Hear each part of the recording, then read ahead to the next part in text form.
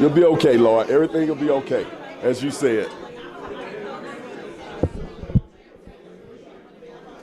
Welcome back to Lee Pitts Live. I know you guys have been watching my television show for many years, and I've been covering the Diversity and Aquatics Conference for many years, but you've never seen me interview anybody with the same last name that I have. I've interviewed over 85,000 people, and the only person that I interviewed, and some of you television audience who watch the TV show all the time know that I interviewed had the same last name that I had, was my mom. And so I got Lloyd here now, and if it wasn't for Aquatics, and you guys know my story in TV land, if it wasn't for Aquatics, I would never meet who could be my cousin from distance, Lloyd Pitts, who's with the American Red Cross, highly ranked vice president in the diversity department. And we're so thrilled to have him here attending the Aquatics Conference. Lloyd, welcome to Lee Pitts Live, man. Say again? I said, welcome to Lee Pitts Live. Thank you. My pleasure. My pleasure. I pronounced your name correctly, right? Lloyd Pitts? Floyd. It's Floyd Pitts, okay? Floyd, tell us what your position is in more detail with the American Red Cross. I'm the Senior Vice President, Chief Diversity Officer for the American Red Cross, which means that I'm responsible for putting diversity and inclusion initiatives together that reach more than 30,000 employees and a couple 100,000 volunteers. Floyd, when you're dealing with diversity, and we heard about your great story in the hospitality industry with the hotels. Well, when you're dealing with diversity, sometimes you have to say things that everybody doesn't necessarily want to hear, but at the same time, that creates discussion that gets you to where you want to get.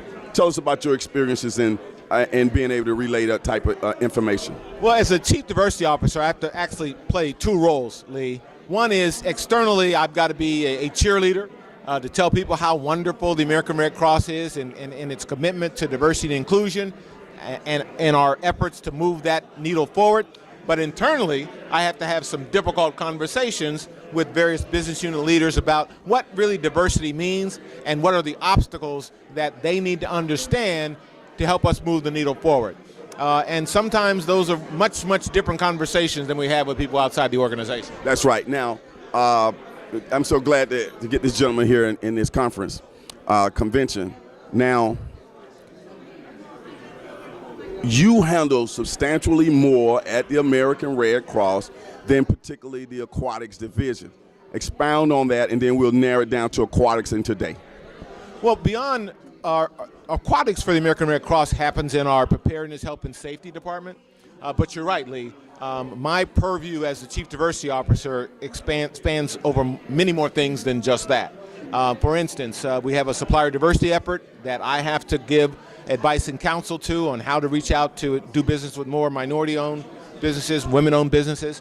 We've got diversity training that we've got to put together for all of our 30-some thousand employees, a couple 100,000 volunteers, all kinds of different areas where we have to be concerned. Development, how well has the organization done in reaching out to communities of color to get not only blood donation, which is critical to the American Red Cross, but also financial support as well. So those are the kinds of things that keep me going and keep me busy. Okay, now let's go to diversity and aquatics. Let's go to the American Red Cross and the aquatics department, and the fact that they have, I know I've seen Connie here over the years, maybe the past 4 years of these conferences, and now it's percolated all the way up to get a person like you who has the ear of many people in the American Red Cross as it relates to aquatics. Now, we know that this is no new news to the American Red Cross about the high percentage of drownings amongst minorities and all of that. But to have a person like you here engaged in this type of conversation at the grassroots level, tell us how that can impact the national initiatives with the American Red Cross. Well, as you know, Lee, the American Red Cross started the Centennial program, Learn to Swim program, water safety program back in 2014. So your colleagues in our organization, Connie and Catherine, have been at this particular initiative since 2014. They have done so well and brought to my attention, my office, the work that they have been doing with diversity in aquatics.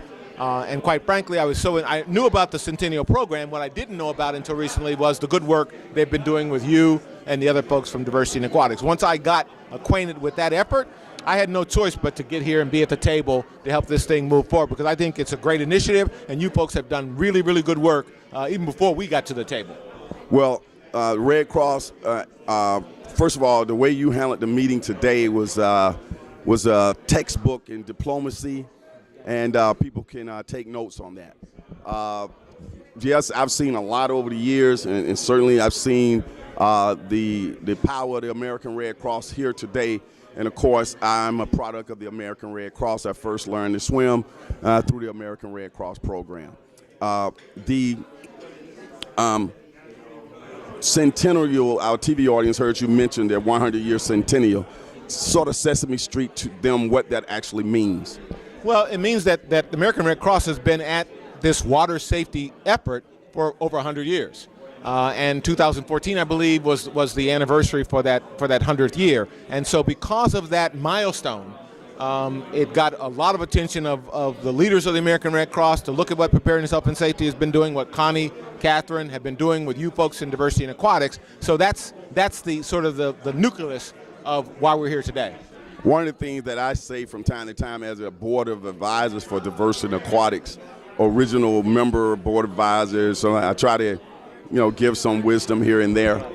One of the things I'd say to them, and I know you understand this, it's important that diversity in aquatics does not lose its identity and what its mission is. If it loses its mission by being, diluted, then it's not helping society in general. A person like you who's aware of diversity and understand that every entity can have its own unique responsibilities and things that they drive, and then the group comes together to help pull everybody along. Thoughts around that? Well, one of the things that I was most impressed with today, and part of this came from your presentations, it relates to the fact that the American Red Cross, even though we've been at swim safety for quite a while, the American Red Cross did not have the institutional knowledge of the history of black folk and Latino folk in swimming. Personally, I'm been black all my life, so I know my experience and the fact that my parents didn't encourage us to learn how to swim. They told us not to go into swimming because it wasn't safe. They didn't know how to swim. They had fear of water. They passed that down to my generation. My siblings have passed it down to their children. So from a knowledge perspective, yeah, American Red Cross has always been about swim safety, but not until they partnered with Diversity Aquatics and people like you, Lee, that we began to learn more about the history of swimming as it relates to people of color. Outstanding. Let's go back to the corporation, American Red Cross. After today's conference, Floyd goes back. Tell us a couple of things that are on your list of things to do, maybe 3 key things from what you've taken from here to today. We came here, Lee, to work with Diversity in Aquatics to help identify other organizations who can be a multiplier effect in getting the message out to communities of colors about swim safety and the need to learn how to swim. So I was impressed by meeting people like you, even though you're my cousin, from a distant cousin. I was impressed in meeting people like you, hearing your story. In addition, there are a number of organizations that were here today that we were quite pleased to have at the table. Jack and Jill, Boys and Girls Club, a number of the black fraternities and sororities.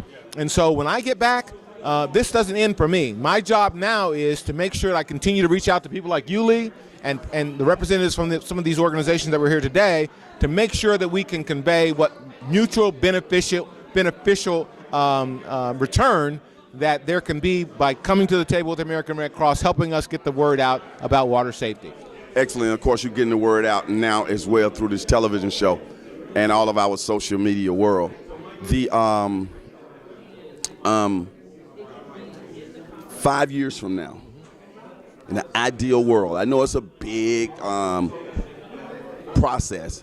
5 years from now, when you look back at what you have been able to accomplish as an organization, along with all of your partners along the way, where we are in terms of the high percentages of minorities who don't swim, who drown, have near drownings and other medical complications from near drownings, and the educational level and all of these types of things that become a part of the big picture. When you look back 5 years from now and what would have been accomplished in that interim, what would make you happy to have been accomplished? Paramount is the reduction, as you mentioned, Lee, is the reduction of unnecessary deaths caused by drowning in the African American and Latino community. That's number one. And number two, what I hope to see 5 years from now, if I go to a diverse community that have swimming facilities, I want to see, sitting in that lifeguard chair, more people of color. I want to see more people of color enjoying water recreation, water sports. We had a couple of people here today that were collegiate All-Americans around swimming activities. We want to see more of that going forward. Excellent. Well, Floyd, it's been a pleasure to have you stop here to give your thoughts. I want you to go over there and send Catherine over here. I want to make sure we talk to the Red Cross people, if we don't talk to anybody else in this short period we have right here, to conduct some of these interviews. Thank you, Lee, and thanks for all that you've done in this space. Appreciate it. It's been a pleasure. We'll be right back with Catherine from the American Red Cross. There you go, bro. Appreciate it. This is my other